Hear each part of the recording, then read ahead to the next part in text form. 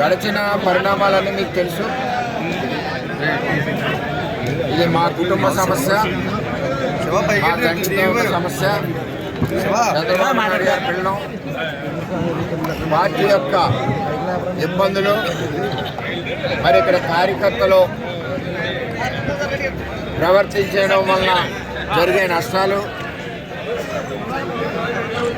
మీరు పోటీ చేయడం వల్ల జరిగే నష్టాలు చంద్రబాబు నాయుడు గారు వివరించి మరి నన్ను అడిగినప్పుడు ఆయన చెప్పిన ప్రకారం తెలుగుదేశం పార్టీ పిఠాపురం తెలుగుదేశం పార్టీ కుటుంబం ఈరోజు కార్యకర్తల సమావేశం పెట్టి చంద్రబాబు నాయుడు గారు చెప్పిన విషయాలన్నీ వాళ్ళకి తెలియజేసి ఇవాళ పవన్ కళ్యాణ్ గారికి ఎలక్షన్ చేయడానికి మరి అవసరమైన విధానాలు చంద్రబాబు నాయుడు గారు ఏం చెప్పారో అవన్నీ విపులంగా తెలియజేసి వారందరినీ భాగస్వామ్యం చేసి చంద్రబాబు నాయుడు గారు ఇచ్చిన ఆదేశాలు, నేను ఇచ్చిన ఆదేశాలు మీరు ఒప్పుకుంటున్నారా లేదా అని కూడా నేను తెలియజేస్తే అందరూ చేతులెత్తి ధన్యవాదాలు తెలియజేశాను.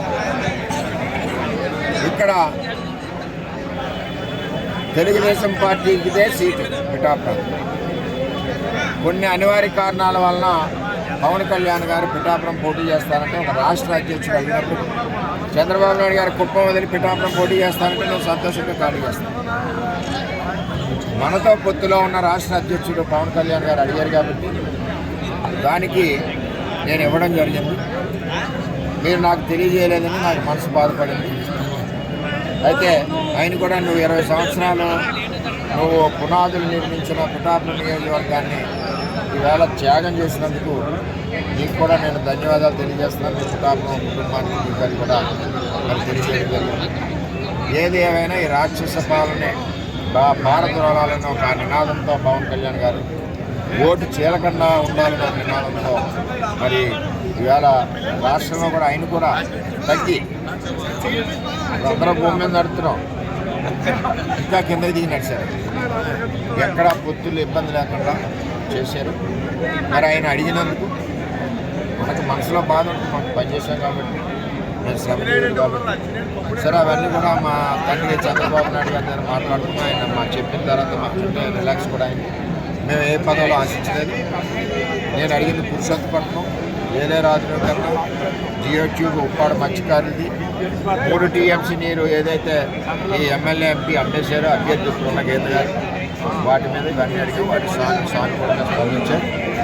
వారు నన్ను కూడా కార్యకర్తల కోసం, రేపు కార్యకర్తల భవిష్యత్తు కోసం నన్ను కూడా ఒక లొకేషన్ ఆల్రెడీ చెప్పారు. మీరందరూ ప్రెస్ వారు చూశారు.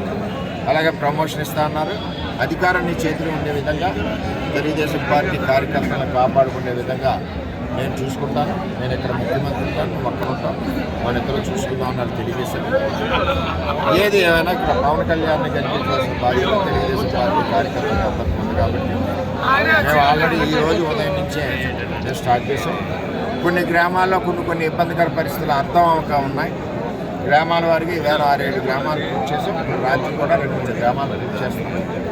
నేను నా ఎలక్షన్ రోజుకి 10 గంటలు చేసుకుంటాను. మా కార్యకర్తలు ఈరోజు పవన్ గారి ఎలక్షన్, కళ్యాణ్ గారి ఎలక్షన్ మేము రోజుకి 17-18 గంటలు కష్టపడతాను. ఈ ఎలక్షన్లో కూడా నేను చంద్రబాబు నాయుడు గారు చెప్పడం జరిగింది, ఫ్రీ హ్యాండ్ స్వేచ్ఛగా నాకు స్వేచ్ఛ ఇస్తే నేను ఆయన గౌరవంగా ఆయన స్థాయి తగ్గట్టు మెజార్టీ తీసుకొచ్చి నేను గెలిపిస్తాను కూడా నేను తెలియజేశాను. స్వేచ్ఛకు భంగం కలిగే విధంగా కొన్ని డెసిషన్లు తీసుకోవాలి. నేను 6 గంటలకు వస్తా ఫీల్డ్కి, ఎవరో 10ంటికి వస్తే నేను అతని గురించి వెయిట్ చేయను.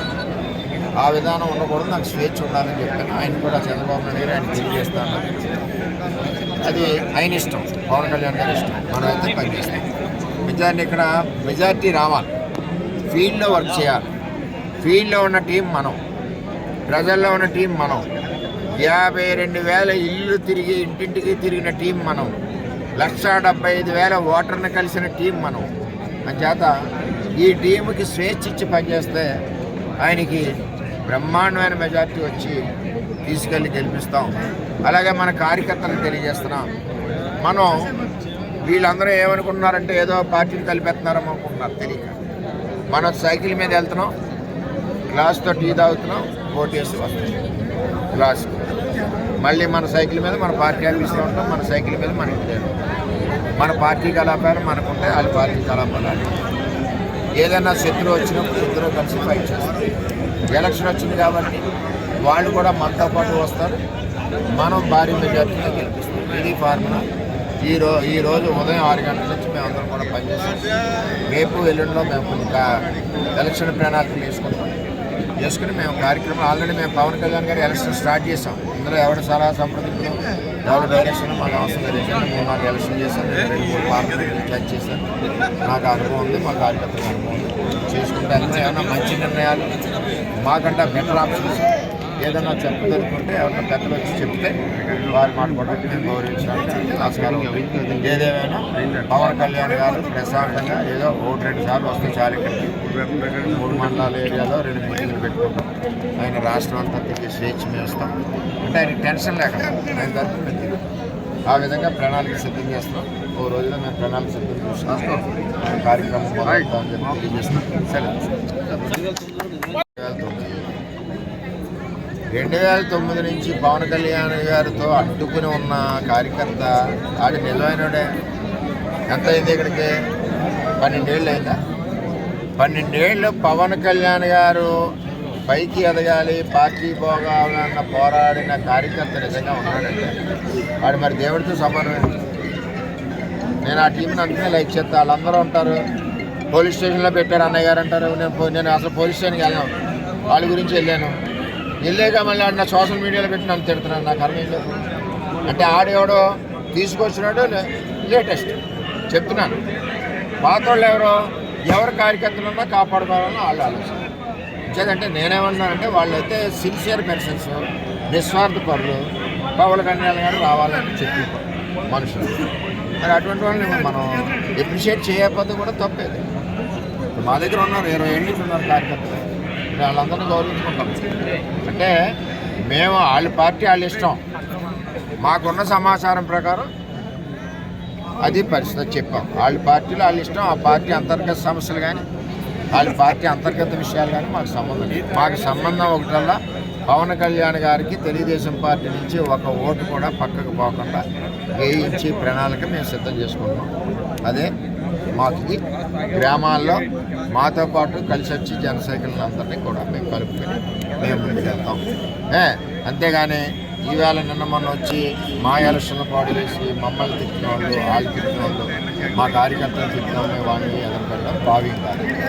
పెట్టినా మా పని మేము చేసుకుంటాం. అది వాళ్ళకి చెప్తారు. ఏదేమైనా అత్యధిక మెజార్టీ పవన్ కళ్యాణ్కి తెలుగుదేశం పార్టీ ఇచ్చి గెలిపిస్తే చంద్రబాబు ఏదైతే ఆదేశాలు ఇచ్చారో మా తండ్రి సమానులు ఆయన ఆదేశాలు తూచా తప్పకుండా మేము పనిచేస్తాం. అలాగే మా కార్యకర్తలందరినీ కూడా గుండెల్లో పెట్టి చూసుకుంటాం.